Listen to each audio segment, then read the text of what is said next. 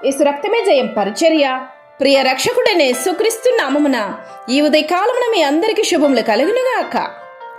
భక్తిహీనుడు దేనికి భయపడునో అదే వాని మీదికి వచ్చును. నీతిమంతులు ఆశించునది వారికి దొరుకునని దేవుని వాక్యము సెలవిస్తుంది.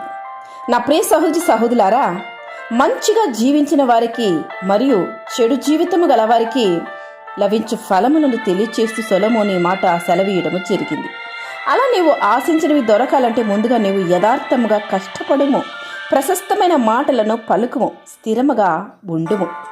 నీ జీవితంలో మంచిని ఆశిస్తే మంచి ఫలమును, చెడును ఆశిస్తే చెడు ఫలములు నీకు అనుభవించెదవు.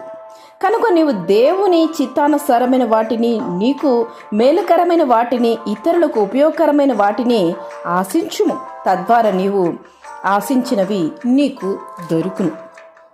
నీతిమంతుని నాలుక ప్రశస్తమైన వెండి వంటివి, భక్తిహీనుల ఆలోచన పనికి మాలినది అని వాక్యము సెలవిస్తుంది. నీతిమంతులుగా జీవించాలన్నది దేవుని ఆశ. నీతిమంతుడు నిత్యము నిలుచు కట్టడము వలె ఉండును. నీతిమంతుల ఆశ సంతోషము పుట్టించును, భక్తిహీనుల ఆశ భంగమై పోవును. నీతిమంతుని నోరు జ్ఞానోపదేశమును పలుకును, మూర్ఖపు మాటలు పలుకు నాలుక పెరికివేయబడునని వాక్యము సెలవిస్తుంది. యథార్థముగా నీతిగా జీవించుము.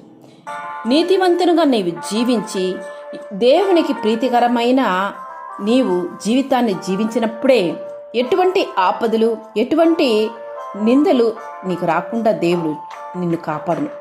నీతియుక్తమైన ప్రవర్తన కలిగి జీవించు. నీతి మార్గమందు జీవము కలదు, వారి త్రోవలో మరణమే లేదని వాక్యం సెలవిస్తుంది. నీవు నీతిమంతునిగా జీవించుము, దేవుడు నిన్ను ఆపదల నుండి కూడా రక్షించును.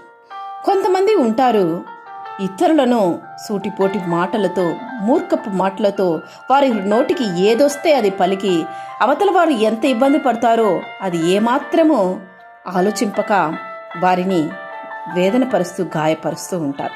అది మూర్ఖపు మాటలు. అలా కాక వారి స్థితిగతి ఎలా ఉన్ననో దేవుని గూర్చి దేవుని నువ్వు వారికి పరిచయం చేసి నీ స్థితిగతి మార్చబడుతుంది. దేవుని వల్ల సమస్తము సాధ్యము, నీ పరిస్థితి ఇలా ఉండదు, నిన్ను గొప్పగా దేవుడు దీవిస్తారని నీవు మనస్ఫూర్తిగా హృదయపూర్వకంగా మంచి మనసుతో నీవు ఈ మాటలను పలికినప్పుడు ఆ ఆశీర్వాదం వారికి వచ్చును, నీకు ఆశీర్వాదకరంగా మార్చబడును. అంతేకాని నేను బాగుండాలి, ఇతరులు నాశనం కావాలి అని హృదయంలో ఒకటి పెదవులో ఒకటి మాటలతో నీవు జీవించకు. అలాంటి మాటలను దేవుడు గమనిస్తూ ఉంటారు.